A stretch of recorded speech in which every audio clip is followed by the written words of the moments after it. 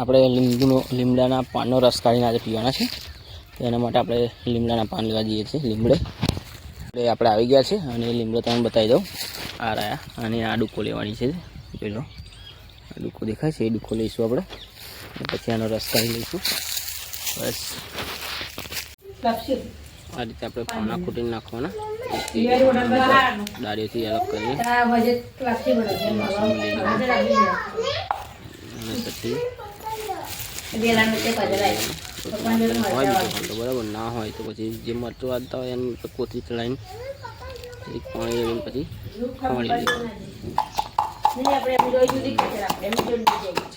તૈયાર થશે બી.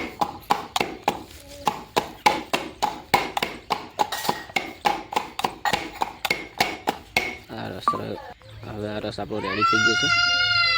અને નીચે ગાળી લઈશું.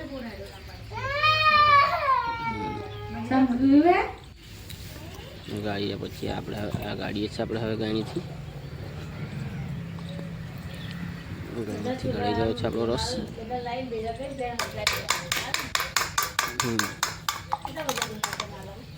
તમને બતાવી દઉં, રસ કાઢી લીધો છે.